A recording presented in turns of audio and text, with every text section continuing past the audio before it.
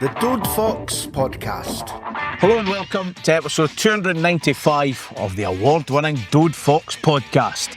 With ripping his shirt off like he's Hulk Hogan, Paul McNichol, and buzzing to spend his birthday in Kilmarnock, Ronnie Costello. Join the conversation on our socials. We're at Dode Fox Podcast on Facebook, Twitter, Instagram and TikTok.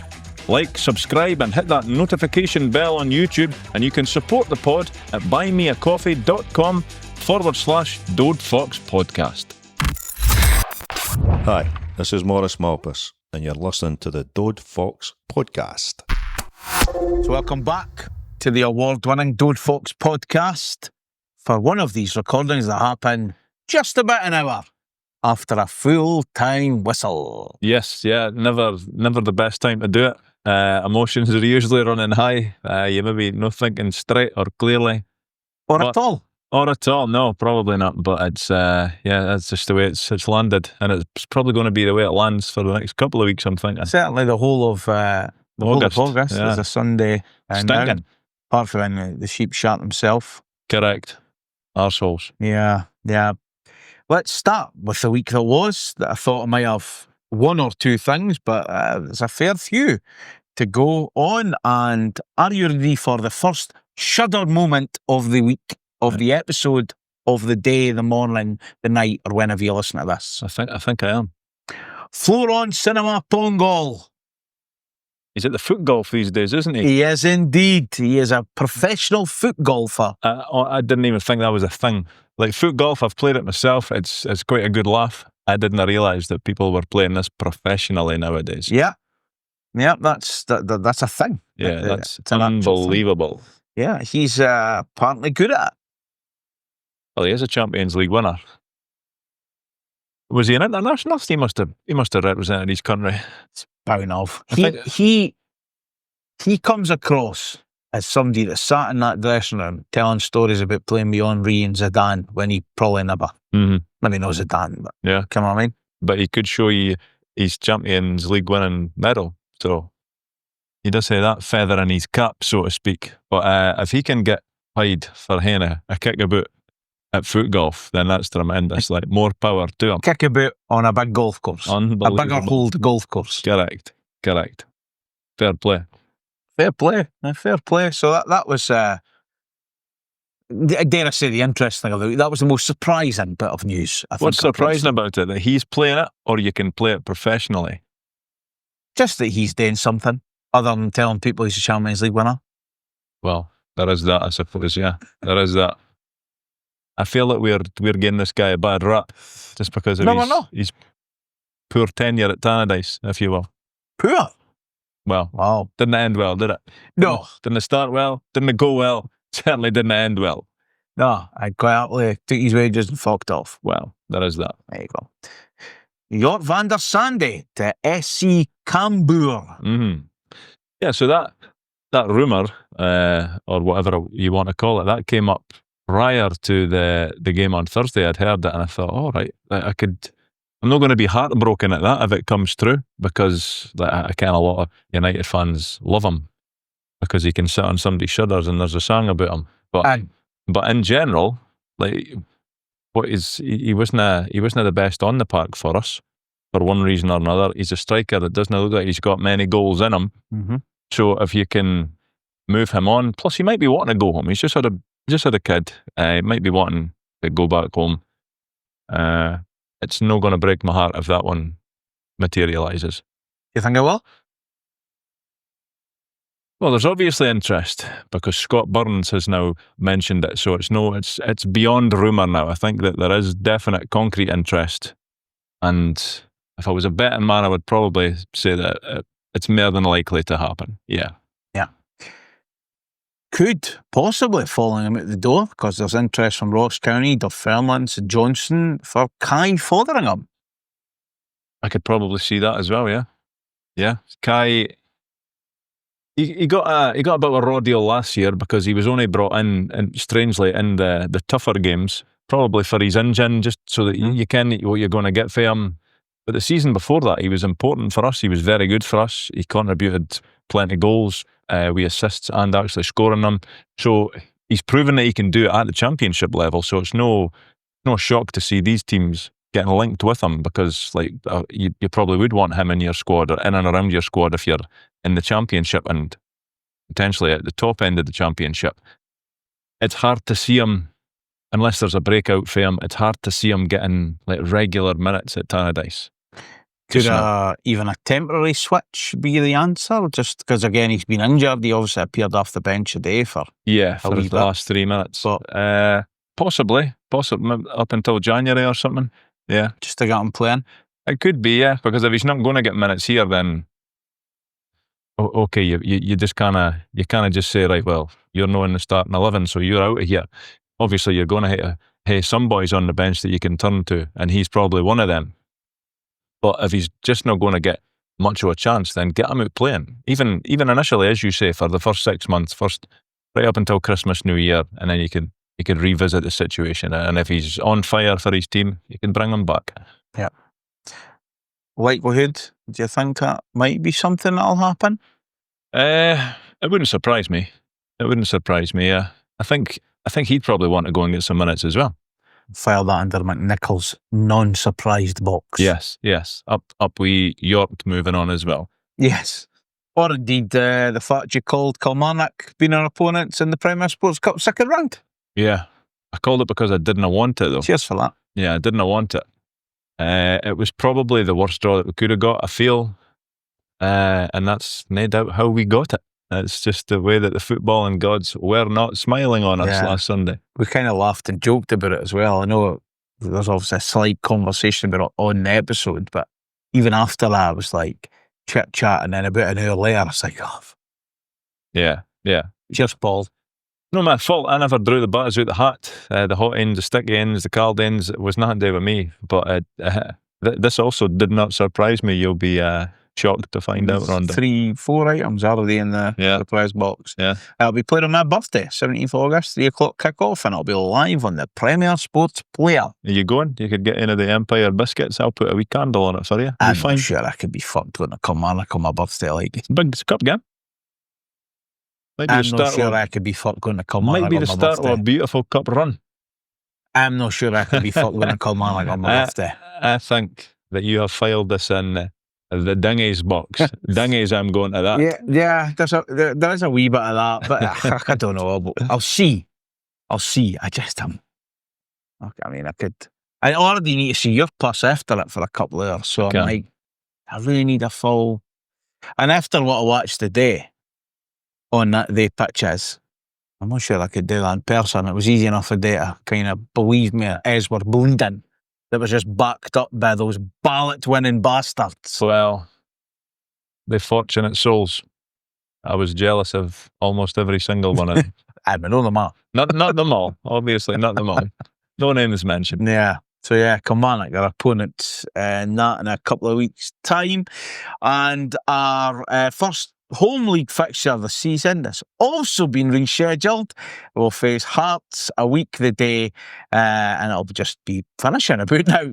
It's a 3 o'clock kickoff next Sunday, and they play it's inevitable, wasn't it? Tomorrow well, or the day. Yeah, as this podcast comes out. Yeah, it was inevitable. So once again, that's another in the surprise or not surprised box, Rondo. That had to happen. Yeah. Did you see who Ryan Gold is getting for a new teammate at Vancouver? I did not. Now, the only link to United is Ryan Gold in this question. So it's not Alan Campbell. No, it's not Alan Campbell. I wondered where that was going. No, I haven't seen anything. I haven't seen nothing. What is it? Thomas Müller. Thomas Müller? What is ages with you? Gotta be. Probably no far off it. Gotta be. Thomas Müller is going to Vancouver. And obviously, and again, the only reason basically is obviously because Ryan Gold plays there.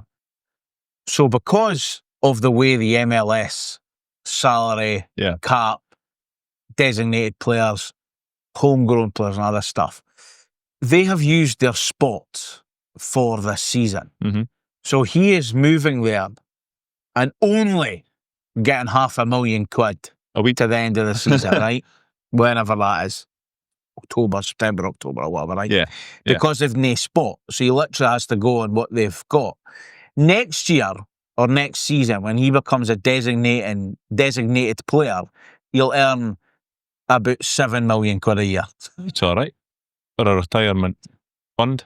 No bad. Because it's not like he's going there penniless. No, he'll have done all right. He'll have made a wee bit of dosh He's done prior to that flight over to Canada. Yeah. He's done all right. Oh, well, that'll be interesting for Goldie. Very interesting. Yeah, I mean, Thomas Muller, like, He's a big name in football, isn't he? He's no bad. He's done some things. No bad. He's done some. I don't see Thomas Muller ending up in professional Footgolf league. Or on this podcast, eating Malwa and pinballs. No. Fees bed. No, he's not gonna achieve the two things. Thirdly. And thanks to David Mulholland on Twitter, who passed on the info to us as to why the New Year Derby is 3 p.m. on a Saturday in January. It's a relaxation of the rules or something, is that right? It's basically been allowed due to a relaxation by UEFA for 2 weeks over the festive period only, and it's down to the hectic nature of the Christmas and New Year schedule, with 3 p.m. Saturday broadcasts a solution to allow Sky to broadcast Premiership games back-to-back. And we're the lucky recipients. Use that phrase. Yeah. Well, the lucky recipients are the folks that are getting to watch it at home. Correct. We'll be there regardless. It's a strange one. Like, why would they just relax the rules for a couple of weeks? It's madness. I suppose it is, but I mean, we touched on last week, the amount of fixtures that are there, but again, it comes down to TV sort of dictating as it is. So, yeah, it's kind of... Doesn't it put us out? It's a 3 o'clock. It's a Saturday. No. It's all good. Yeah, no, for us, it doesn't like put us up nor down, but I do think it's interesting. Like, I mean, we've mentioned TV deals and reconstruction of leagues and stuff like that, and the next TV deal, I think, will be interesting because I think there's still a couple of years to go. Yeah. I do wonder if it ends up going, like, no subscription-based, but, like, online-based, pay the games you watch, It'll go wherever the most money is. Yeah. That's as simple as that. I personally think that we've had pretty stinking financial backing for the TV deals. Like, when you consider other leagues and what they get, I just think that we get the absolute shit end of the stick. When you see, not just other leagues, when you see some of the other sports that are on Sky and the money that they get for, and you're like, wow, what is this absolute nonsense? Right. And we end up with Footgolf there, yeah. No, I would watch that. So that I would watch that, especially if Florent's playing against Tom Muller. But yeah, I just think that we need to do better. And I know that everybody criticises the lad Doncaster for it. Now, I'm assuming it's him, but then it's the clubs that keep him on the payroll, is it? He's basically representing the clubs. Maybe only 2 of them. That's conspiracy right there. Definitely. But we need to be trying to get a better TV deal, because if the fans are going to get fucked about anyway with the kickoff times, then at least make it worthwhile. At least bring in a lot more dosh. Yeah. Get more of a share of the pay. But also a bigger pay. Nobody knocks back a bigger pay in certain situations. Extra helpings. Correct, yeah. Of said pay to mark up for, Monday nights and all that shit. Exactly. Coming this because weekend.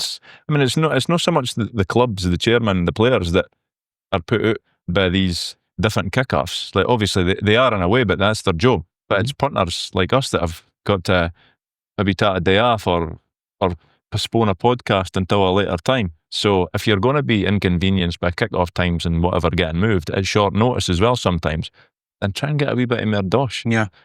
It's definitely deserved. Like, crowds are up, the games are maybe no like the level of a Barcelona via Real Madrid, but they're invariably exciting, I would say.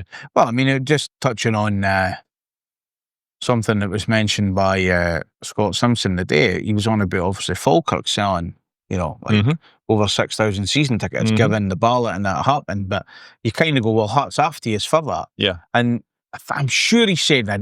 I'm trying not to like, it could be a Dode Fox fact territory, but I'm sure he said that kind of made it, they probably likely had the 6th highest season ticket holders in the league. That'll be the 5th, because we'll be the 6th. Sorry, it'll be the 7th, because we'll be the 6th, I would assume. We've got our 6th out, so you've got Celtic, Rangers, Aberdeen, Hearts, Hibs, top 5, by a mile probably, by a mile, and then it'll be us. Yeah. And then Falkirk, right they'll not be far. Like we're over 6,000. What did they sell? 5,700. Something like that. It's I get on the face of it. It's incredible. I've got no issue with them doing what they've done. Like why would you not look after your own fans first? But no, I'm saying that just on the fact that, when you're saying about, like, crowds being up, crowds are up. Yeah. I mean, you're a promoted team and whatever, but like to post that kind of number, it's brilliant. and I think it's 15 years. I mean, I know that was mentioned plenty of the day, or there was banners, but in fair play to them. Of course, I mean, of course. back-to-back promotion, stuff like that. That'll galvanise the support, won't it? For their kind of numbers, and Yeah. I mean, we'll get to that, but teams will definitely not enjoy going there this year. No, You know? absolutely not. So, No. but he's a bigger pay. He's a bigger share of the pay, and we might be on board with it. Yeah, because we're going to get games moved regardless if it's a good TV deal or a shite TV deal. So let's try and get the best in that we could possibly get and make it a lot more than what it currently is. But again, final bit on this before we move on. Like, again though, look at the night, Monday as we're talking about it. Hearts Aberdeen on a Monday night. Yeah, for the first game of the season. That's a bit shit. On a Monday night? Yeah, like, get it up them. That's what I say, Absolutely. especially to the people further up north than us. But that's, as a curtain raiser or a fixture, that's a bit shite. Again, it comes in that travel in a hand, Ken. That's but that doesn't come into it. Get But how up. many times have we said that nobody cares about the fans when it comes to, all right, we'll just move that game to whenever. Like we've been sent up to Dingwall on Friday nights or Carpolo on Friday night. It's not a consideration. get up them, is what the SFA It's say. not a consideration. Or They didn't even SPFL. say that because they didn't consider it. Or SPFL, They whatever just it mark is. it. That's when it is, and to hell with anybody that's got anything to say about it. Yeah, pretty much. Where are they now? This week, there's no update on Babunski, Campbell, or... Are you kidding me? There is an update on Campbell. I saw it in the paper. I looked... He got let go for his trial at Oxford. I'm just looking at a Need clip. to report that. saying, He got let well, go for a trial. Well, I mean, if you want to say I need to report it, we'll move on. We'll get on to the loan report soon enough. No, we will when the not. weeks go. But two ex-players who we've no mentioned have got new club/opportunities. Craig Moore, mind him? I do remember him. He was man of the match at Ibrox. He's moving to the USA on a football scholarship. Yeah. It's a change of life, change of lifestyle. Young lad. Good luck to him, yeah. Yeah. Yeah, this is the time to do it. And Alisson Jones. Yeah. Rejoined Bonnyrigg. He has, yes. Yeah. That's- Mind you met him. I did. And he was like, what He was delighted because I was like, any chance of a 40? what's going on? And he here? must have been thinking, this is a fucking wind up. It's like, no, honestly, like, you are the most sought after man in podcast land. Yeah, for us. Yeah. Doesn't say much about us, mate. I know. But he's the guy, when we spoke to Bo, I'm sure that was it him that phoned for the hospital, or he's phoned and said, I'm in hospital. He couldn't make training or something. I'm in hospital. And Bo's like, all right, take a 40 then. And he fucking cycled all the way to outside the hospital. Took a, and Bo's like, no. Oh, Yeah, I don't want a 40 or the hospital, like take a 40. And so he says, you're fucking at it. you're at it. Aye. You are at it. Just a daft young laddie, obviously, back then. Yeah. But no, we'll keep an eye on them. It's just interesting. I mean, things like this time make me think of fun games that we could play. Oh, jeez. Yeah. And you've not come up with one yet, really. A fun game. Nin. I mean, You've come up with games, I'll concede that. I honestly, like, I'll tell you now, right? The Tannadice Test today is bumper edition. Oh, like, that means 0 points. it's glass. Can't wait to get that. But yeah, so Craig Moore heading to America. Alisson Jones has rejoined Bonnyrigg Rose. Good luck to them. One thing that, given the numbers, might be something we keep a record of this season is the treatment table and suspensions. Given Amar Fata, Dario Namo, York, Trapanovsky, Ross Graham and Ryan Strain are all on the treatment table, and Will Ferry obviously served the first match of his 2-match league suspension. Absolutely expect him to be back in obviously on Thursday, Yeah. but he will miss it again next week. It is quite something, Paul, on the opening day of the league campaign to be basically sitting there with 7 first-teamers unavailable. That's it, yeah. 4 of them you would say are starters. Yeah. Yeah. Unreal, like. It is, yeah. How's your luck? And it was when you saw we will definitely get to the Una Strassen game, but it was when you saw the team coming out for Falkirk today and you looked at the bench and I was thinking, apart from Sturton, I'm not sure how many of them that Goodwin will trust to put on, and that's no putting these boys down, but like You got it right up you, did he? well, he did, he put on, but then the boys that he put on, they've played first team, so 100%. I just didn't see him throwing in a Harry Welsh or a Scotty Constable. I just didn't see it. So they were potentially just there making up the numbers. He would probably come out and say, no, like if needs must. And I dare say, like if certain boys went down, then he would have had to, rather than rejig the whole team, you've got to just next man up, basically. But it does show just how short of numbers that we are, regardless of how many boys that we've brought in. Like we are still, and we're just a handful of injuries away from a real bereft bench when it comes to experienced players. Yeah, 4 weeks left of the transfer window. I think we all know where the, no gaping holes, but where there's still work to be done. Yeah, it needs, going forward as a team. Going forward, maybe creative and up front, I would say as well. Yeah. Defensively, we'll look pretty sound, touch wood, and we've got Ross and Big Sam as well, waiting in the wings, patiently. Or impatiently, probably, choking to get again. Aye. But again, like I say, 7 boys out the day. I mean, again, you know, Graham probably starts, Tramanovsky starts, Strange starts, Ferry starts. Like there's, Namo's been pretty consistent as well. There's 4 or 5 boys that... Yeah.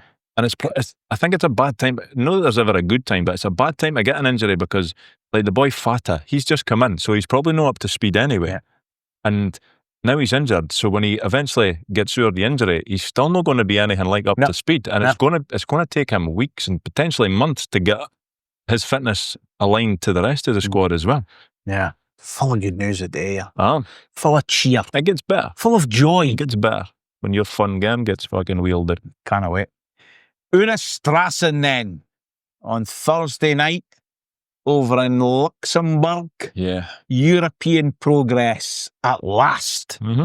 Yeah. It's been a while. It has been a while, and obviously we weren't there. You've experienced it before, but just looking at all the pictures and the videos that you see for the fans coming back for Luxembourg, it just looked like a lot of boys had 3 of the best days of their sporting life.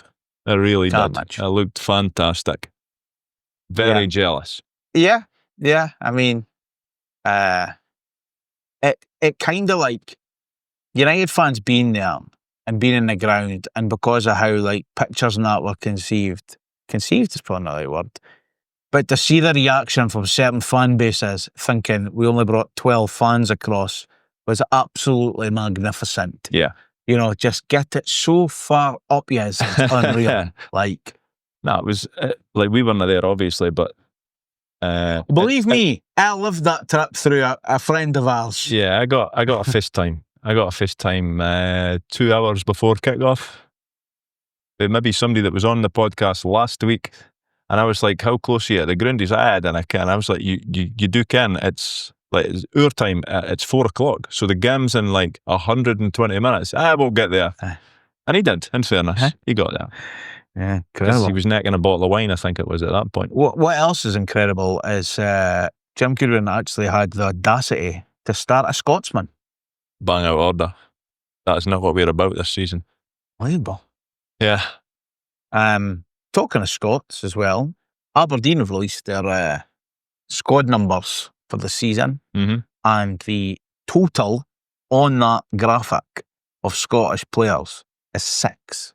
We had more on the bench today. Yeah, of course. Clubs like I think United. I think we said it last week, but United won't be the only team this season. Nope. I don't think to have a lineup with no Scots in it. I agree. And it is what it is. Like, it's just the way that the football and landscape is just now, unfortunately. Don't get me wrong, would I like 11 academy players to come through and be in the first team at United? Of course I would. Off the Clippy Road in Dundee, that would be phenomenal, but it's just not the way that the world is these days, unfortunately. Yeah, but Craig Sibbald was in that starting lineup. We mentioned, European progress, 28 years in the making since winning that European tie, first time since 1997. Aside from living the trip through social media and messages and FaceTimes and drunken WhatsApp calls and everything, you know, there was a 90 minutes that were very important. Massively important. Given a lot of money on the line. Only taking a 1-0 lead to Luxembourg. Yeah, it was. I mean, obviously, and I'll bury myself, I completely wrote this team off. Of course I did, because I didn't care nothing about them. They're fair Luxembourg. I couldn't name you one player for Luxembourg that's ever done anything in the world of football. So I thought it would be a scoosh. You did? Essentially, I thought it would be a scoosh. The first leg proved that it wasn't going to be. And as you say, even though after the first leg, I feel like we could have had 3 or 4 goals that night. We didn't. Like, we only took that 1 goal lead over there. So it wasn't. I didn't ever think the second leg was going to be easy. And we've seen Scottish teams in the recent past, coming up against teams that Miss fans look on as minnows and come a cropper. Like Rangers themselves, they went to Luxembourg a few years back, got emptied, gave press conferences in bushes, and like that was almost the start of the end for Mr. Kashina. So it was never going to be easy on Thursday, and it was just a case of just get the job done. Yeah. Like the 1,200 fans that are here witnessing it in Luxembourg, they're not really, they're having the time of their life. It doesn't really matter performance-wise to they guys. They're living their best life. Yeah. The club just needed to get through that time, and they did. Yeah. Quite a nervy first half. I would say stinking first half, yeah. I went me nervy. I'm going stinking, but we should have scored. I thought Sapsford should have scored. Yes. And he near hit a train. He'd have shot. That's not unusual for a United player in the early part of a season. No. But yeah, they had a couple of chances. Like, they maybe started the game slightly better, but I thought we had the best chance. There was also something in the first half. I can't remember if it was a free kick or a corner that Yevgeny come for, and he was nowhere near it. Like, absolutely, he was in a different postcode for where the ball actually come down. But the first half, I genuinely thought it was a really poor first half, but it was nothing's up. And apart from that moment when he came for the cross and didn't get anywhere near it, I thought we should have maybe took the lead with Sapsford's chance. So, but we're still sitting all right at half time. Change of shape, half time as well. Yeah, had to. And it was no surprise. At the start of the game, actually, it was no surprise that Papo dropped to the bench, because I didn't think he was great the week before. And I'm just so unsurprised today, Rondo. Oh. It was the obvious choice to put Sibbald in there. But I didn't think that we were getting a grip in the middle of the park. So when at halftime came, they took off Dovchik. Is that right? Yeah. Again, that would have been the change that I would have made myself. Take him off, put Papo in there. And the second half I felt was relatively comfortable because of that formation change. And you've mentioned it a few times. Like, I think we personally need to play the 3 in the middle of the park. Or 3, not necessarily the 3, but you've got to play 3 in the middle of the park just to get a foothold in the game. Yeah. Yeah, I mean, we're not explosive enough or creative enough for the wings just now to rely on that. And the 2 in the middle, when we do play that formation, they usually get overrun. Yeah, and again, you're playing it. I mean, even the day as we'll get onto, you play a 3, you see a different thing today. But it was a weird hybrid formation today, which was really almost got onto. But at times when you've seen 3 in midfield today, it does work better both ways. But that had to happen on Thursday because it was a nervy first half. I'm sticking with it. But it wasn't. They had chances. We probably should score our chance, certainly. Yeah. And then when you get in a half time, the changes make, and I think they kind of helped probably lift a bit of tempo as well. And I think, again, the man that dropped out and comes on, and you see a difference. Yeah, he was good when he came on. Yeah, he was good when he came on. He was a lot better this Thursday, or just the Thursday past there, than he was at Tannadice in the first leg. Maybe he just needed like a wee boo up the arse or a word in his ear or whatever, but it worked. And we've obviously then took advantage of a good situation. We've got a free kick, Stratford put it in a dangerous area, and seemingly that was Jovu's first ever goal in professional football. Yeah. That can't be right. The boy's 9'4". You're telling me he's never headed the ball into the back of the net before? He'll play a lot of games though. But still, I'm just saying. He should be an absolute weapon in both boxes. Should be. But we take it. Whether it's his first or his 100th, we were absolutely delighted to see it. Yeah, great delivery. Great delivery. Poor defending for them, but that's on them. Nothing we can do about that. And he's on hand to nod it past the wee keeper. Yeah. At first, did you think the keeper should have saved it? Well, probably, yeah.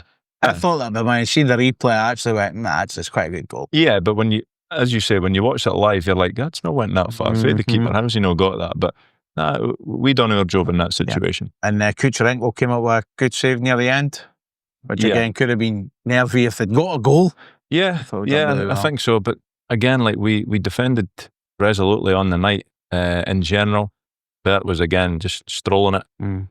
And the two big lads beside him. It's a good unit. It looks like a good unit just now. I think it's fair to say that again, overall, we certainly weren't brilliant. Second best, second to a lot of bars. But like I say, it's early in this team's, and we will repeat this quite a lot, and probably again as we got into the game of the day. But there's a lot of really good signs of what we can do right. And, first and foremost, as we've said, like, Jim Goodwin made us hard to beat.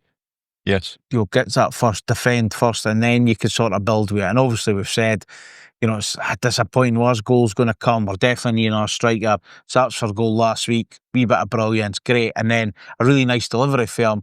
And set pieces were our friend last season. Yeah. And I suspect him to be again. I think so. Play to your strengths. It was, progress was kind of the aim on Thursday to get through to play Rapid Vienna, obviously, this week. And getting through is probably back to about 750,000, So just getting through is obviously, get that 20 odd years off our back. But from a monetary standpoint, like, it's massive for the club. Like, I'm sure the chairman is still dancing a jig. Absolutely delighted. Yes, he is still doing the slosh. Of course he is. In Luxembourg Square. He will be, yeah. But it was, like, regardless of the performance over both legs, when it comes to cup competitions, and in particular, this seemed to be so much dosh on the line, I suppose, from the club's point of view. Like, it's all about the result. Like, you either win and you're through, or you could play brilliant and lose and you're out. Like, that's it, you're done. So we got through it. Regardless of how easy or how tricky it was going to be, we got through it. We've gave ourselves a chance in the next round now. Yeah, and it's away on Thursday. We were joking with our pal last week that he'd already booked. Yeah. He was the smart one.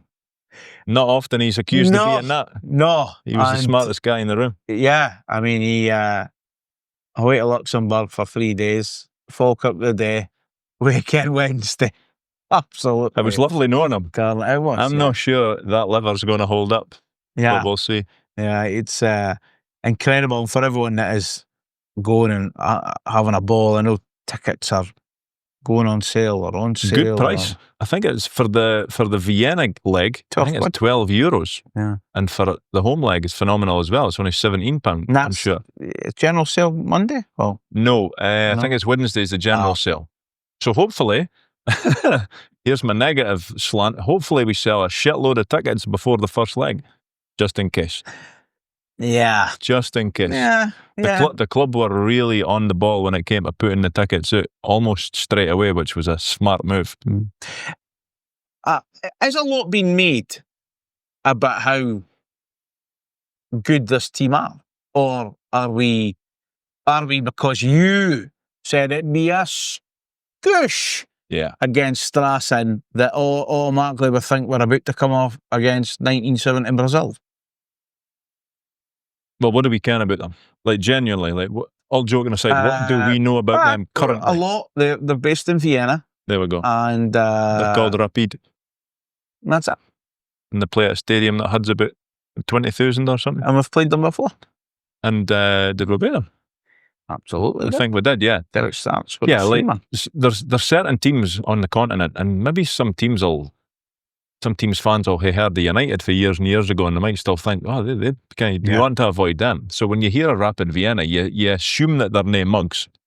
I assume that on paper, they're going to have the better side, but you just never know.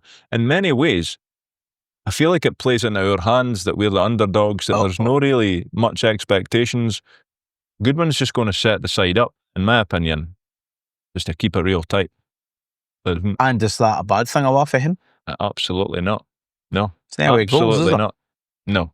So, if we can get it that it's a one-off game at Tannadice, anything can happen, Rondo. Absolutely. And the team will be an extra week further on, or an extra couple of weeks further on, and gelling together. So in theory, we should be better. But like we had to get the first leg out the way first, and fingers crossed that we get out of there relatively unscathed. Yeah.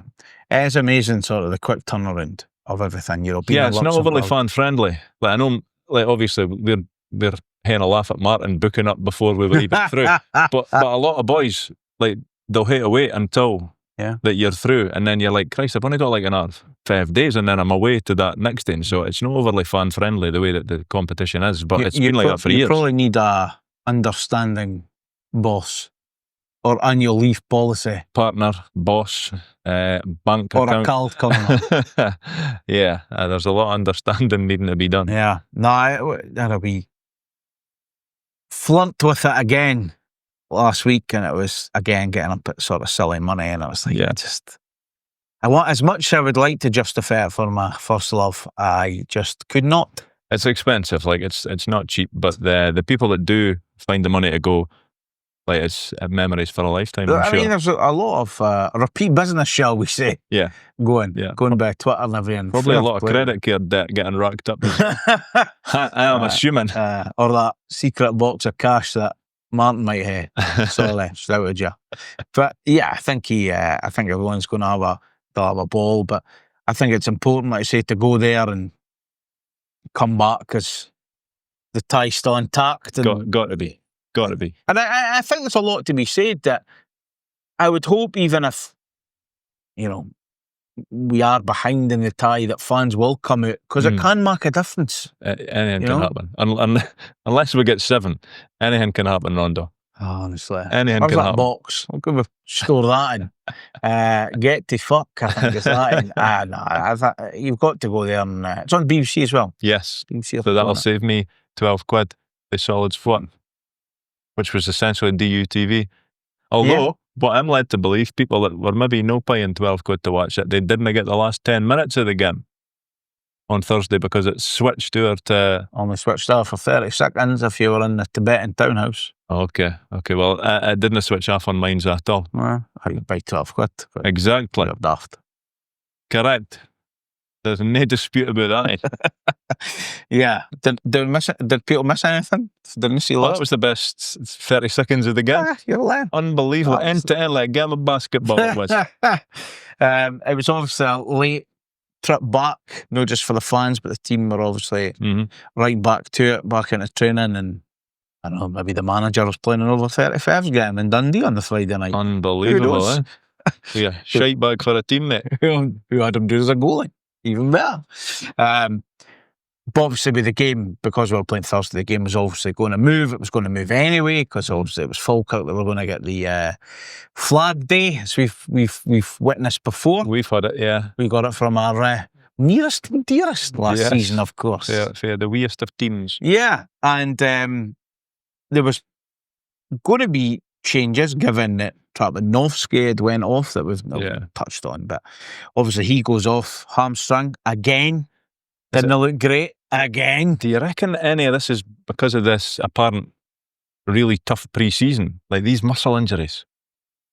Like maybe it's a recurrence, because he had that before, I think, and Ross Graham has also had it before. But it's obviously we've got Namo and Amar. What strains?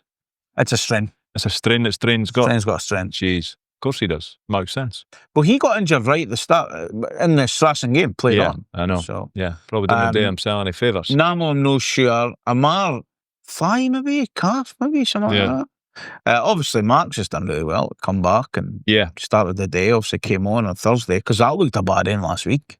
Yeah, but it looked like a dead leg more than anything. So, I mean, do you want me to get in now, see if you're still working in a week? I'd probably be all right them on. I think so. Punch you in the butt, see how you go on. So there was going to be sort of slight changes to it as well, and we've touched on it. Will Ferry, obviously out, a new capitan. Yeah, no surprise. No surprise, it had to be. But the Will Ferry thing is further annoying, because Arbroath had a player on Friday night that got sent off in the last game of the season, and how could he play? Different league. Because it was League One and now he's in the Championship. Oh, shite. They're fucking making it up as they go along. A lot of shit. I'm trying to actually think, because I've got mentioned obviously the day on the commentary about Will Ferry and the booking against Aberdeen. Is it when did the boy run away for him? and he just took a foul. Probably because he's got previous for that. That might have been. I can't remember. But genuinely, not just because it affects United, I just think it's a shite rule. I'm pretty sure we said he wasn't out. I'm pretty sure we said on the pod he wasn't out. Yeah. Lo and behold, he was out. Probably because we engaged a bit of common sense and thought, well, that'll not be the rule because that's just stupid. Never catch on. It will never catch on. But it just seems like if you do something ridiculous and you get a straight red for banjoing somebody in the pus or something, then fair enough, like that should maybe carry over. But if it's a totting up, that's last season, it's done. Forget about it. What are you penalising the boy in the following season? Yeah, I don't like that. And that's the thing, because I mean, we've mentioned there's 7 boys out, right? So 3, 4, 5 of them could maybe play the day, right? But you just look at the day how we had to line up. No fullbacks. No fullbacks, no wing back, no natural. Nobody at that throw in. No. But it's massive that. Like, our 3 of them are out. Of course it is. Ken, we've got, Wilfred suspended, our 2 are injured. So if each goes to play at right wing back, no natural position, but we'll always give you. And this is the weird thing, because it was trying to work out, are we playing a 4-3-3 or are we playing a 3-5-2? I thought it was the latter. I thought it was 3-5-2. It was fucking both at times. It was so weird. Yeah. But again, you've then got Ivan Dolchak playing in a wing-back position. Yeah. So the 2 of them are playing in unnatural positions. Like, you could see Dolchak he's an attack-minded player. Yeah. So that's really tough. But you're asking them to do a job, and they'll do a job as well as they can. But you could see, because he's maybe no used to it, he gets caught up the park a bit, so Tannadice needs to come across and blah, blah. But I get, it's just the cards were dealt when you go on. I get that. Yeah. But it does throw out the way you play, how you start to throw in, what that's to throw in. Well, exactly. Yeah. Papo was our turn. What were you doing? And it wasn't bad. Like, the end in the second half wasn't bad, actually. I don't actually remember us getting too many throw-ins, because it wasn't until near the end of the game when he took it, I was like, never noticed while I was starting him the day. Yeah. But there was going to be changes, let's say, going into it, and there was, but like, Goodman's hands they were kind of tied, because he doesn't have many options. Like, ideally, you would have had like a Mero of freshening up with the 11. Like one eye on Thursday, I would assume. Yeah. But he didn't have that option. No, he just didn't. And you see that by looking at the bench. So many young laddies. Yeah, I mean, the back 3, the goalkeeper stay the same, but say Vichko and Dolchak playing. You've then got Papo, Kamara, Sibbald, dare him play a Scottish player again. Bang of order. And then with Sapsford and Max Watters up front. Mm-hmm. Good for Max to get a start. I think it was going to be interesting to see how they would play. But again, and this is going back to the formation here of 3-5-2, because sometimes it felt like Papo was playing like as a left winger at times, and really high up, and so it was. And it's still early. It's a team that are still learning as well. And then you've basically said, right, 2 years, you're going to play right wing back, you're going to play left wing back. Yeah, that's all right. Yeah. Yeah, it was like a shitey hand that we were dealt for a number of reasons, but like, it was probably the best team, certainly the most experienced team that you could have put out the day. Yeah. Their captain mentioned that. Yeah. Probably no surprise. No surprise, Rondo. No surprise. Fucking in that box again. Fucking hell. Obviously, team wins the league. You give them that wee applause. Fine. Applaud them on the park. Fair play. Yeah, you've done great. People have turned the numbers, but I'm desperate to get it absolutely fucking up, yes. 100%. But man, and around them. My God, did they start the game quick? And you know what? I expected it. Everybody expected it, Rondo. That was always going to happen. You just had to weather that storm, because they would have been fancying their chances, because traditionally Scottish teams that are playing on the Thursday night at this stage of the season, they usually struggle. Mm-hmm. So get at them. Like, from a Falkirk's point of view, get at them, get the foot on the throat, just absolutely bombard them. And just put the foot on the throat already. Oh. That would have been Mr. McGlynn's team talk, I assume. But they did put us under some pressure. But again, I thought that we stood up to it. First 25 minutes. Yeah. But then when you've got boys like Scotty Arfield, and I kind of used to be a good player, but he's quite old now. Brian Graham up front. I didn't say it watching the game, but he doesn't strike fear into us. I thought that I thought the defence that we've got just now would cope with whatever they were going to throw at us. The concern was maybe if they move the ball about halfway quick, because they are pretty good at that on a surface that they are very, very used to. Yeah. But no, I thought that we stood up very well to everything that they were throwing at us. The first 25, we weren't really doing much for ourselves, but in general, it wasn't too bad. Biggest chance is probably the boy Miller's header. He's got to do better. Got to do better. Yeah. If that's United, I'm thinking he's got to do better. Because he's on his in. Like, he gets Papo Carestes, gets through, and it's like, how is he no scored? Yeah, he's got to do better. That was poor defending. We got away with one there. But then not long after that, we go up the park. And Waters, he should probably do better with a header as well. Legend. He should do better. First chance, 26 minutes. Great bit of play, Cameron. Third up the right. Yeah, that was excellent. And I'm wanting him to do better with that header. Whether or not he scores, I'm probably looking for my striker to score, but he just made a bit of an air. 15 minutes later, though, he did. He did, yeah. And it was, I think it's a bar, is it Carestes to Sibbald? Sibbald, yeah. Sibbald breaks through, drills it across, and when it's just fell up in the air, if you will, you thought it was going to understand it? No, I was just like, keep it down. And he's absolutely smashed it home. Because we've seen that. Of course, it's probably quite easy to smash that ball over the stand. Because it was into them, you got over the top. I say that a million times, like, when a player, Sibbald's in that position, just smash it across the goal, because you didn't know what could happen. Anything can happen. And the other boy today put his foot on it, and obviously, lucky for us, it fast to... Yep. It was lucky, but you make your own luck a lot of the time. So yeah, it felt like we'd weathered the storm. We had slowly but surely gained a foothold in the game, and at that point, I thought, we're deserving of this lead. Yeah, first half, weathering that storm in the first 25 minutes, was it a half or two halves? Was it a game of quarters? I would say so, because they definitely had the better of the early going, and then I think we finished the first half stronger. Yeah, and it was quite evident early on, and I hate bringing the pitch up. I'm fucking gonna. Slippy. Shite. Yeah, slippy. I mean, the natural bounce is clearly great for Abdi. Everything about it, though, is just shit. I know. It is. And like we shouldn't use it as an excuse. Well, yeah. But the advantage that, and I can that you always get, or you should always get like a home field advantage, if you will. Yeah. But it seems to be a wee bit extra advantage that you get when you train on that every single day. You're used to every inaccuracy that pitch might throw up. But it's you don't like using it as an excuse. Like, both teams have got to play on it, albeit they are far more comfortable on it.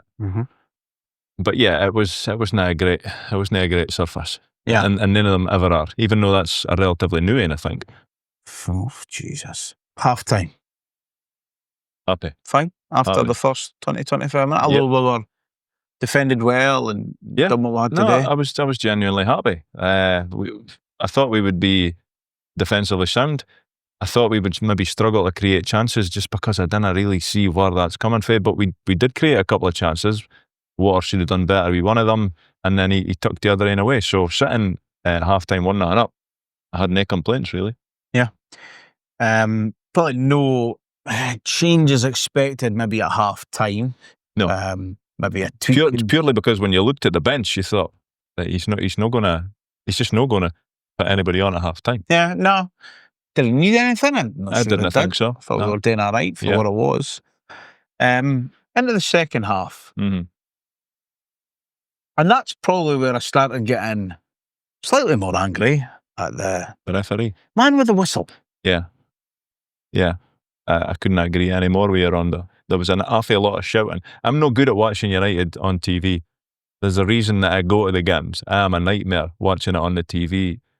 Anxious, panicky, blood pressure through the ref, angry. And then when you wheel at Brother Beaton as the ref, like, these are just multiplied. I just didn't get it a lot of the time. Like, some stuff, and there's this, when the bar hits them, like, there's a new rule now that if it goes to the team that are getting it and stuff. But I get that, because I thought, fuck, we're going to lose possession here, and you get that. But some of the decisions, and He Some of just the all of a bookings. sudden got cared happy. With us. Oh, 51? 61? Cared happy with us. Could you tell me any of them that are bang on booking that you would go, fuck, I deserve that? Well, a bang on booking was the Falkirk boy grabbing Papo, but that we're skipping over certain parts of the game. The ends that stick in my mind are Kerrish Test getting booked for putting his hand on the boy like that, and Calvin Miller going down like Lee Harvey Oswald had been in that main stand and fucking hit him with 3 bullets. Go sure. Nonsense. A nonsense. I didn't even think it was a foul. I did scream. Didn't even think it was a foul. Or the fourth one, because see, the camera goes behind him. Yeah. Fourth official's looking right up. Even then, you're going, nah. No, Papo got booked for. I didn't think it was a boot. I thought it was a foul. He gets there slightly late. Is it Spencer that went down? Doesn't smash him, man. Absolutely not. He grazes him. It's a foul. It's no more than a foul. But at that stage of the game, it almost felt like everybody wearing a beautiful ivory colour top was just getting penalised for anything. The penalty incident, potential penalty incident, what did you think? I personally thought it wasn't a penalty for us. Zach Sapsford, 5 minutes into the second half. I thought he dived. Here's contact, throws himself. I think you're in a slightly bit of a grey area, right? Because there's contact. There's definitely He's contact. definitely got a huddle. Yeah. But then is it a foul in the middle of the park? Yeah. I'm no sure. Yeah. So then I would say it's probably not a penalty. Did Sapsford get booked for that? Right, okay. But I'm also no sure it's a booking. Well, there is contact. Exactly. He's in my opinion, he's made it look far worse than it was. And I didn't kind of I would hate to see it again. I'm not sure. Could he get a shot away? Is it any more, any less, any worse, any better than the name we've just mentioned about Christian? Is it any, how different is it really? No, that was a nonsense. The in on Kerrish Test is a nonsense. But in the moment, I didn't think it was a penalty. No, I mean, like I'm saying to you, I didn't think, if it happens in the middle of the park, I'm not so sure it's a foul. I suppose it highlights the inconsistency of the ref. Yeah, like he's viewed one thing as a booking, and another thing he's like, well, again, you've thrown yourself there. And what happens for that free kick? They go up the park, and rumour has it, Mr. Esselink was wearing Declan Gallagher's football boots for Dunfermline that night. That's honestly the pitch fucked him up there. Surface, it just did. He couldn't. His footing just went for him. Yeah. And I didn't. I will never be able to prove this, but I didn't think that happens on a grass pitch. No. I really didn't. No.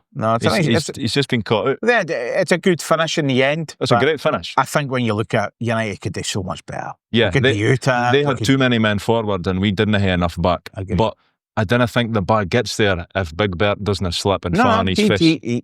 Back in what he's going to do. Of course. There's a tackle going in there. Of course there is. Somebody's ended up in that stand, and it's no Bert. This is what I'm saying. It's so fucking frustrating. The picture, and I say you can't prove it, but come on. Yeah, I don't think I genuinely did. When it happened, I was like, that was the pitch that that's caught him out there. So the pitch should have been booked, really. Well, it really should have been, but Beaton was never going to do that because it wasn't a beautiful ivory coloured surface. Yeah.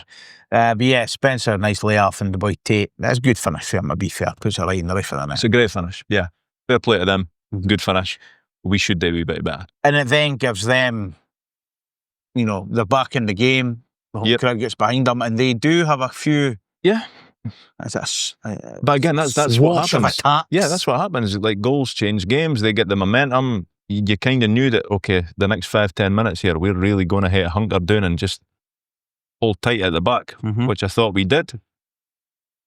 And it's at one point in that second half, like, it was a bit end to end. It was like, if you're a neutral watching that, I wasn't enjoying it. I was enjoying half of it. Yeah. But if you're a neutral watching that, you would have been thinking, this is all right. Like, this is quite exciting. Anybody could score the next goal here. And with the surface, it looked like we had a bouncy 6-yard box. Yeah, yes, which I have advocated long and hard for in the women's game. A man getting a bit of stick. Even Dolchik the day.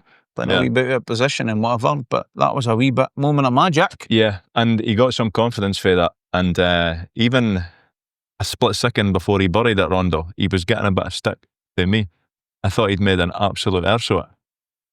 And I maintain that he got lucky when it went through Lewis Nielsen's, good United fan, went through his legs. But it's a great finish for him. A great finish. Another good move. he got himself into that position, and it's not the hardest thing in the world to put the ball past Scott Bain, but he done it very well. Scott Bain's just playing off games. Exactly. It's Feels like, what is this? Yeah, but lead only lasted 2 minutes. And that was a massive disappointment. Yeah. It really was. All round. Like, we didn't really deal with it great, but even then, it just mushy crawler then off of Vichko's fucking leg. I think just It's going straight to the keeper. aye, but because the keeper's setting it. Well, he's doing. He's basically doing, and we're ready to throw his hat on it, and it goes in the bottom corner, and it's that was to concede so soon after the goal. It kind of killed you a wee bit. Yep, it was pretty devastating. Yeah. Still 20 minutes to go at that point, and obviously there was still plenty of bookings to come, and chances at sort of both ends. There was obviously changes. Old Stumpton came on. Mm-hmm. Good to see. Kai came on. Miller Thompson came on, just to give a wee injection, I think. Who was it push Miller that. came on for again? Was it Papo? Papo went. Because I can remember thinking, what was doing here? Papo, Waters, and Dolchik went. Yeah. off. Waters, there was a wee brief moment of panic in my mind, thinking, "Oh no, he's doing." But I think he kenned that there was about to be a subby on. He was just trying to slow the game down. Tired again. Of course, he's no start fit. as well. He's no fit. Like, if the English league's done a start for another week or so, he's 2 weeks behind us, and he probably didn't train for a few days because of his injury in the first doing a Strassen game. So he's another one that's playing catch up when it comes to fitness. But I thought he'd done all right today. And board went up 5 minutes at a time, which is how we needed. Yeah. When it got to that stage, I'd personally took a draw, but I didn't think Goodwin was of that mind. No, I think he was. You could see it. Like, both teams were still trying to get the win. Yeah. It was an exciting watch, but at that point, I'd have happily took a 2-2 draw and just get back on the bus to that point and head back him up to Dundee. Yeah, Jim Goodwin said it was a great advert for the Premiership. I would agree with him. Yeah. The neutrals would have seen there was plenty back to front. Obviously, when we spoke highly of the goalkeeper in the back three, but today's the first real time you've went, oof, we could be a yard up there, or we could be a bit tighter there, or can we let boys run halfway and have chances? The keeper, first time he's conceded. No, I'm saying he couldn't have done it with the first, and he was just really unlucky with the second, because he was already doing. But he done all right. There was a few times he caught a cross, which is unusual for him. He's fucking what? He's cross. He's really. When he punched it and the wind just put it in the air, and it was like I think he's going to want to try and he's what fucking got that. He's pushing it to himself. Stay where he are. But I mean, when you look at it, like, you didn't care how good or how bad a result it is. It felt like it was a decent result. Yeah. I know that last week we were saying that you want to go there and you want to get a win because this team are just coming up, but it's not going to be an easy place to go for teams this season. No. And Ken, that's no matter excuses, because we've drawn 2-2 at Falkirk, right? Because people say, but United shouldn't have brought Falkirk. I get that. But that is, we're in the midst of the European runs at the minute. It is tough. Injuries. We've got 7 galore. boys out. Yep. I think that's a good point. I genuinely think it's a good point. It's frustrating given we led twice. Of course it is, yeah. And the nature of the goals as well. But I don't think many people would have been too unhappy pre-match if they had said, you'll get a point today. Yeah. Okay, I could accept that. Yeah. Your old mantra, like, a point away for him is never a bad result. So I would agree with that today, yeah. Definitely no. Pan Kamara. Probably his best performance in a United strip today, yeah. I thought he was excellent. I thought Sibbald was good as well, and also midweek he's kind of like a safety net. You see he shot today. You see if he behind the goal. Yeah, at shifts. No half like. Yeah, shifts. Yeah, but again, how many times have we said we want players to do that? Yeah, just here shoot. You go. Yeah, But Kamara I thought was really good today. I thought he was excellent. He was everywhere.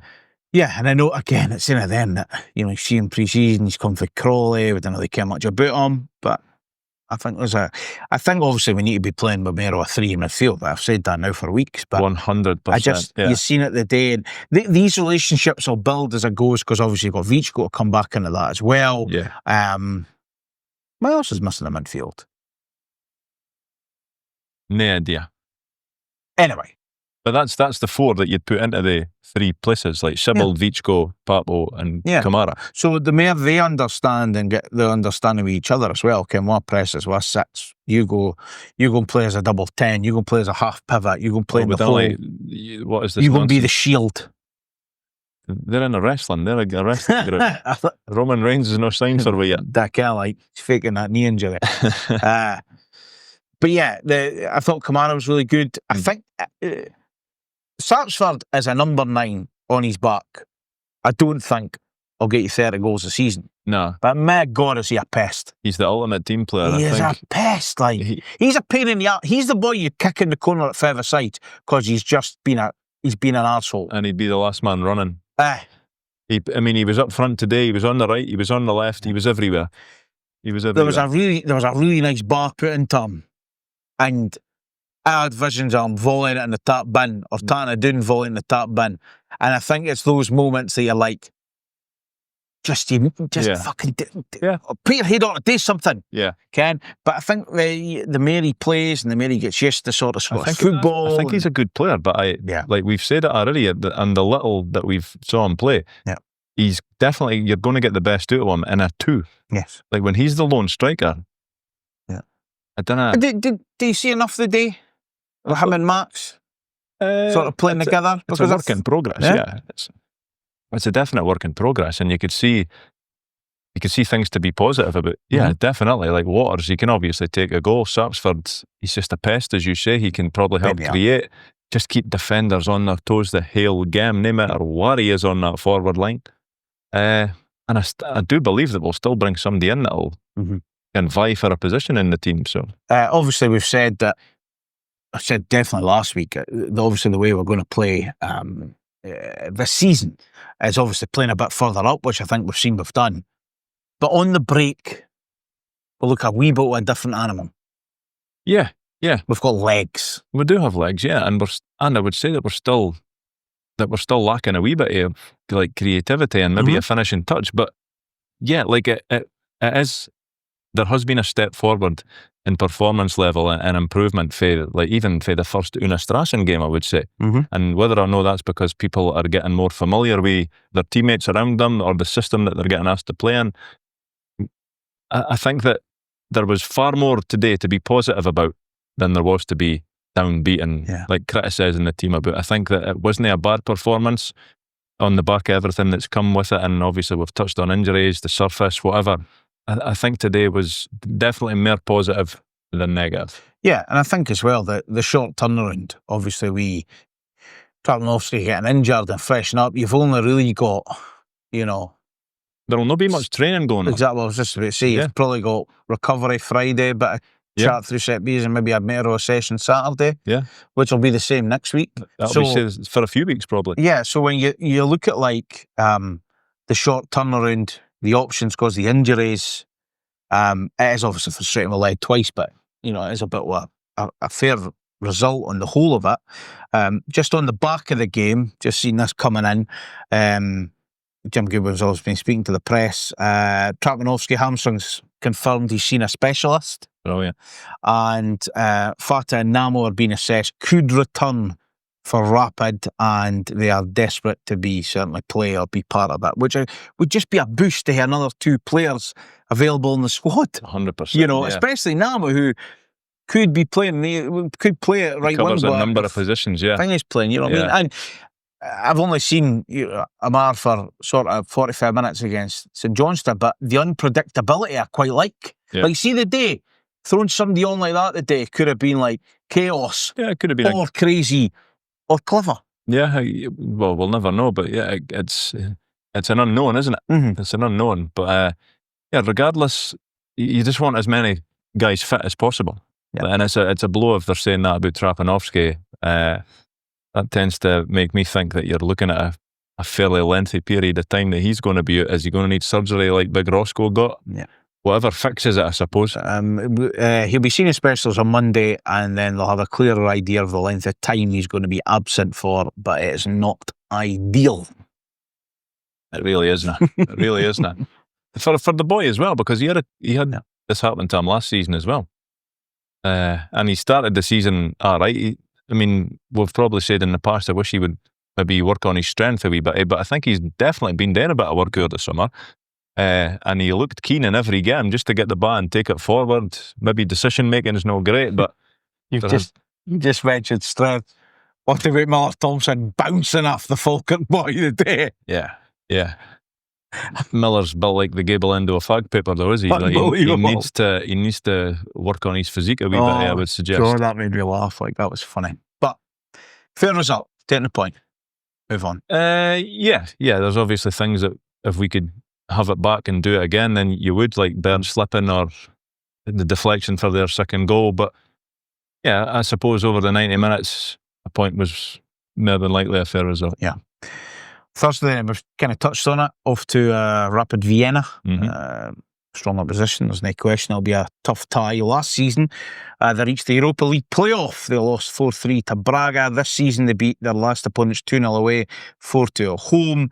They had 16,000 at the home leg. The capacity is 24,000. I think I've seen some of their fans' tweets because they've been getting retweeted online and they're quite worried about playing United. That's what I'm saying, though. Are we maybe just going, well, that's a fuck then, we're playing Rapid Vienna? Or are we just going... We're the underdogs. I don't know. We're the underdogs. Well, I think, listen, there's no doubt about it. Like, again, as we mentioned, but we're not fact. But we're not... It's not like when we play against Celtic, Rondo, like we are massive underdogs. You're saying we've got a better chance than we would against Celtic. I do think that, yes, and obviously I'm never wrong. No, but like it's as you say, like they will be on paper. They are the better team. Yes, it's not going to be easy, but I don't believe we've got no chance. If you were saying to me, I gave you a tenner, what would you put it on? I probably would put it on Vienna getting through these ties, but you just never know. Like, fucking dare you? You just never know. No, it's slightly nervy watch. It probably is. I watch United. It's nervy all the time, but it is on BBC Scotland. It's an 8 o'clock kickoff, 9 o'clock local. Wow, that's late. Well, I mean, if you're somebody that likes to frequent a certain place that serves beer. Was it no early on Thursday because United had wanted to get him? I believe so. Yeah. So Rapid have obviously went. Or there's flights to get you him. Possibly. Yeah. Yeah. So, I mean, United were on a flight, say, at 11 o'clock that night. Yeah. Their mate Martin didn't care it was New York or New Year. Didn't have a clue what a flight was. He was a flight risk. He just didn't care it. Yeah. Done well though. He used their local laws, given you can drink at 16 out there. So. May have used the son as the go-to for the bar. Garçon. Yeah. Cameron's got a new name. Clever. Yeah. Garçon Gordon. Carer. Babysitter. Pissed off her.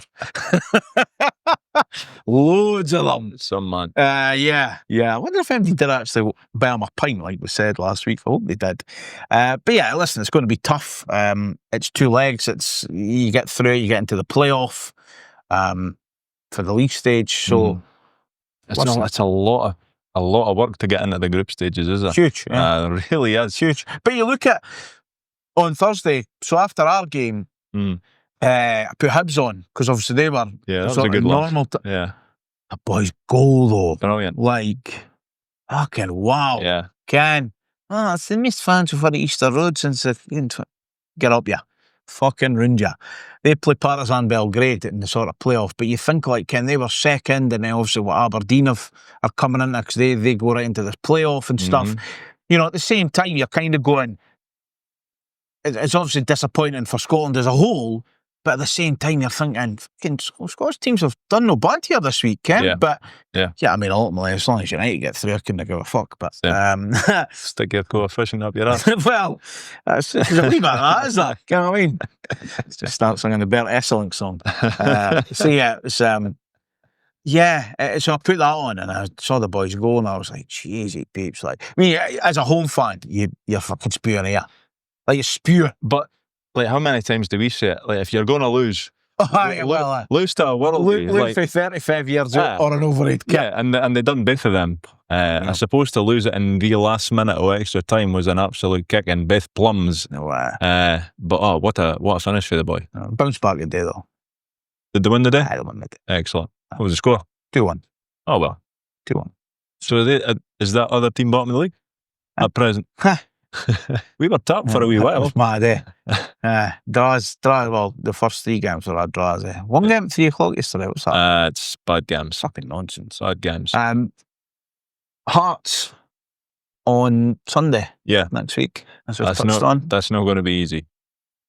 No, I can't say I care much about them for all the signings they've made. And No, but then does that go for them, against them? new manager. New manager, and you kind of ken what you're going to get for McInnes' team. Yeah. I think he'll be very good for them. He's getting well backed, obviously. Prediction for Jambos sheep Monday night. Hopefully carnage, numerous sending-offs, hamstring pulls for both teams, and I fancy that Hearts will probably sneak it. I think so. Yeah, I think Hearts are going to be really strong this year. I could see them being the favourites for finishing 3rd. So to get them after consecutive weeks in Europe, it's not going to be easy for us. Like, No. and that's not me putting up the white flag, Rondo. Again, that's what you're thinking. No. Surrendering here. Not at all. But it's not going to be an easy game. Like, we could have had easier games to play that day. And then obviously after the next rapid game, it's Killie in the Cup. Yeah. Off it. Exactly. But the boys that have, the new players will be like, what is this? Does anybody else have a grass pitch in Scotland? This is bullshit. Yeah. And I think probably in my assumptions, but maybe that actual 3 week might come at a good time for you. Possibly, yeah. Yeah. Take a hint. It might be, but we're still going to slate the Dons for doing that, though. Oh, 100%. Yeah. Oh, they're not getting any fucking leeway for us. No chance. But But it might, in hindsight, be beneficial. it might help some of the players just recover. But yeah, Hearts Aberdeen, if you're listening on Monday, that is on Sky the night, 8 o'clock kick off for that end. So I certainly will dip into that action and 100%. see what they're about ahead of next week. And see, they've brought in players I've never heard of, spent a lot of money in. And I think they've actually figured out that Shankland needs to play as the main man up front. It's an amazing epiphany, that, isn't it? Imagine that. It's not like he's got any evidence before last season. What are you thinking? See if I just played him as a centre forward. He might actually score a goal.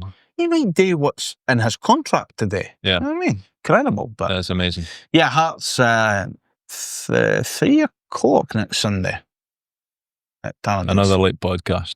Brah. Right after full-time whistles. They don't always go well. No, and I would imagine because obviously I think the Jambos fans, they're quite high on their own chances this season. They'll probably bring a fair crowd through as well. Yeah.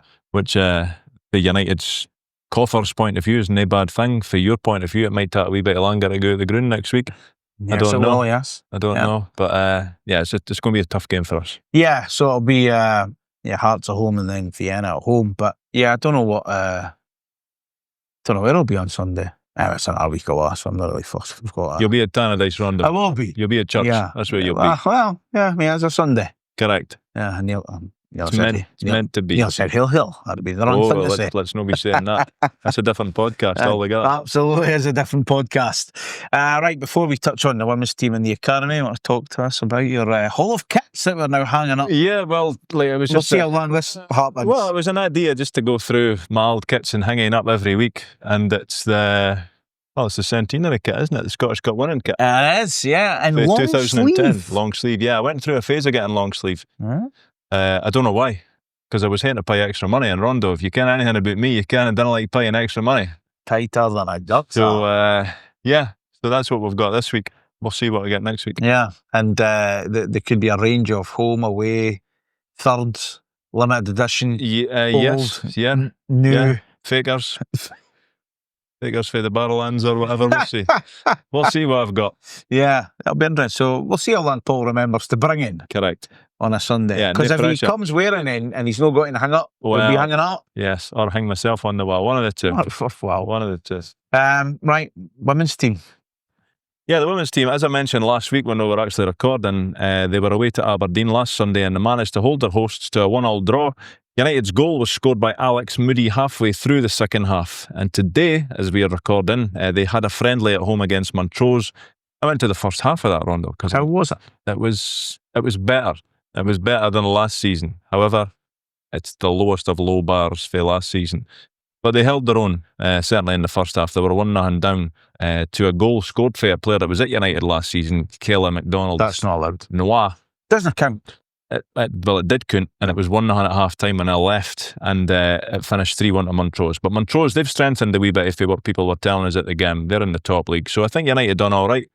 Next week, they play their last pre-season game away to Hamilton before the season gets up and running the following week when we are doing in Kilmarnock, celebrating your birthday, and they're at home to Queen's Park, I believe. The Prediction, yeah? I predicted success. I'm predicting top 2. Just if you've seen them, I just thought you might change your mind. That's It's got to be top 2 because Danny Finlay's there. Fine. She guarantees goals. Did she score today? No. Score last week? No. Cool. But that goal guarantee will be in place for the league back, for the real back coming out. Randy. See these pretend buzz, these fake buzz, they didn't count. The real bar was out again today, it didn't help. Well, it was a pre-season friendly. The Academy lads, it was the first home game of the season for them last Monday, and it was a harsh result. In truth, St Mirren were the better side, but a young United team gave a good account of themselves, a good run for their money, but the final score was 4-0 to the Saints. It was somewhat flattering. Again, that sounds like an absolute trouncing. Sounds like a United fan talk. It does, yeah. This is definitely a tangerine-tinted reaction to the game. But up until the 75th minute, there was nothing in the game. 3 late goals, absolutely killed with. They're back in action today, Monday, as this podcast comes out, away to Celtic, unless that storm puts the kibosh on that game. And also this past week, young Nairn Reynolds has put pen to paper on his first professional contract at Tannadice. He's a centre-half. He weighs about 9 stone just now. He's a giant. Potential there. Centre-half, so what will he be? Right winger by the time he hits first? Absolutely not. No, he'll be goalie. Because we go backwards. No, but he's a good player. He's funny, you've just said, Ken, about the storm coming in.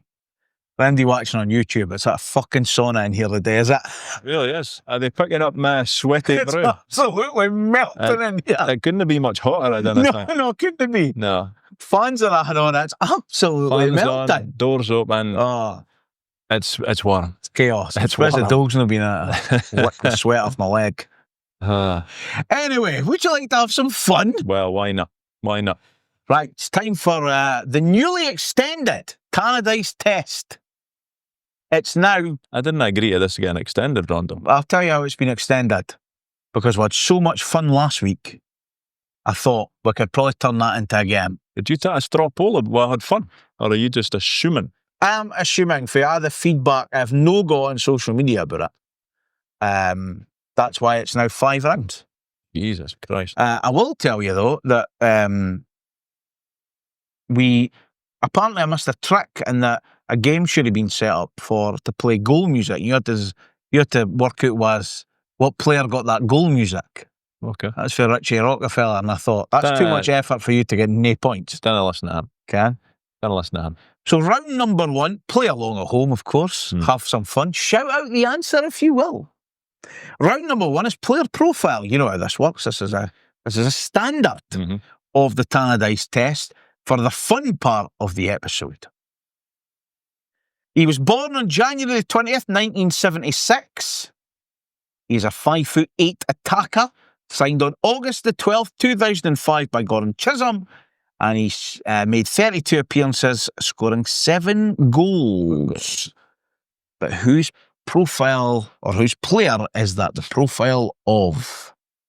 Can't think about it. James Grady.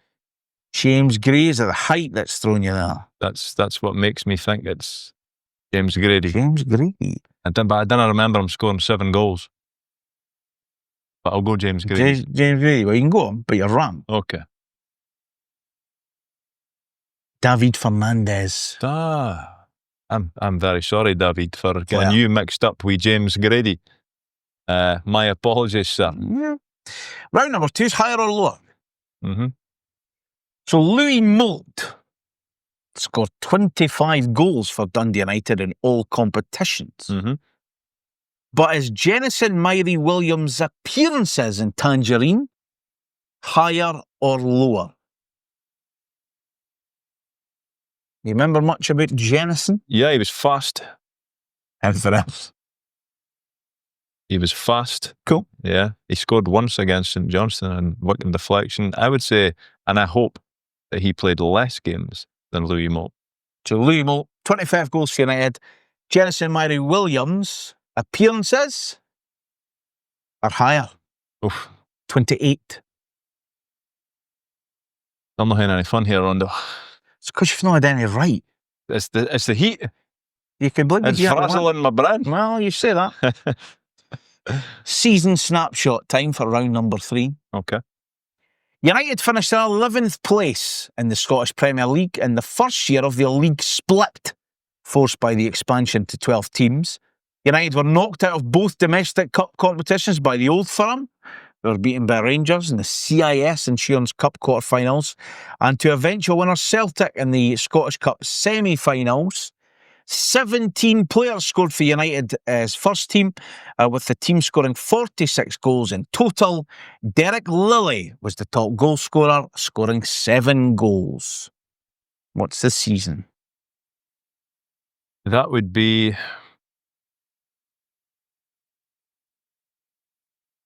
2000-2001. That would be correct. I'll take that, Rondo. Do you like a bit of trivia? I would love a bit of trivia. Out of Derek Lilly's 6 league goals that he scored, only 1 failed to achieve points for United. We got beat 3-1 for Dunfermline. Every other game he scored in, we got a point at least. We should have scored more then. We would have done better. We would have stayed up much more comfortable. Yeah. The Right. boys jumping over lads. Did he not score an absolute peach at Ibrox for us? I'm sure he scored an absolute record. Can't mind. He certainly scored in McDermott Park heroics. Remember that? Yeah. He definitely scored in that game. He was a workhorse, so was he? He just ran a day. Was that our phrase, workhorse? Yeah. Like that. Could have done with being a goal scorer. Could have done with being a goal, especially that season. Correct. Crying out for it.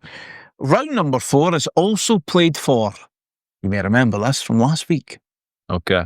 and it was amazing. And it's a selection of this person's teams. It's not all of them. I don't think it's all of them. I'm just taking a selection from the Arab archive, of course. Okay. So if they've missed them, you can't want to blame. Yeah, you. If they've missed them, you can't want to blame. Brentford, Bury, Cheltenham Town, Chesterfield, Dundee, Hartlepool United, Hull City, Lincoln City, Morecambe, Motherwell, Portsmouth, St Mirren, and Sunderland. Nathan Johnston this week, Nathan Johnson. after last week's 4 out of 5. Christ. Do you want me to run through them again? I would no, because I'll no help as any. I initially thought Craig Curran, but you wouldn't have done that to her. Brentford, Bury, Cheltenham, Chesterfield, Dundee, Hartlepool, Hull, Lincoln, Morecambe, Motherwell, Portsmouth, St Mirren, Sunderland.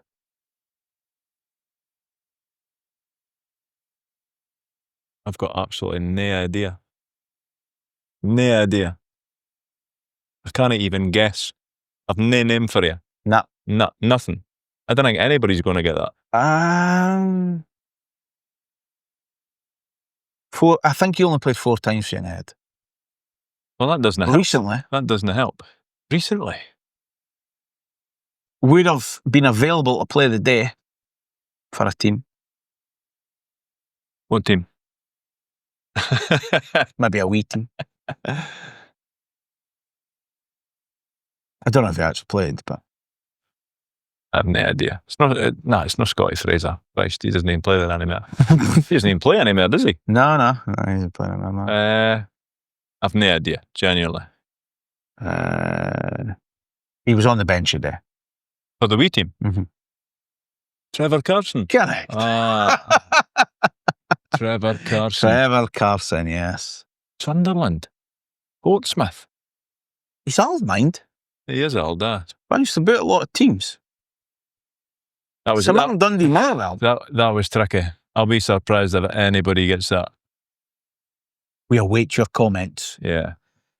The final round, I know you're devastated to hear the fun is almost over. Oh. It's Who Am I? Easy. Just fucking go on with it. I came through one of the world's biggest academies. I earned 13 caps for my country by the time I left Tannadice, and I scored on the opening day of my second season.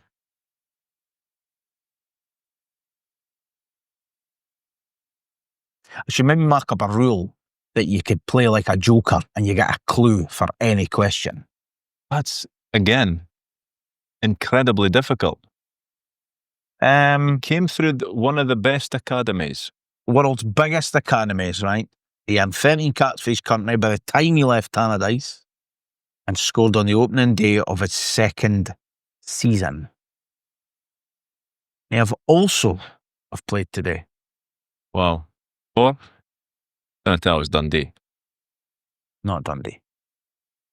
No, I didn't can because initially I was thinking Prince because he came through Ajax. It's recent. But he didn't play. It's recent. He didn't play for his country, I don't think, did he? It's recent. That's when I find out Prince is capped by his country. Of course, 13 times. I'm not check that just because. I don't can. It can't be York because York's never scored. I don't know. I think you have stole the fun. Prince has got 3 caps for Ghana. Is that right? Fair play. Fair play. Is he on your board? He will be, yeah. Yeah, I think he will be. Should be. We'll get some spray paint. We'll sort that shit out. Okay, we'll just do it anyway. I don't know, Ken Rondo. I don't know. Yet again, I don't hear an answer.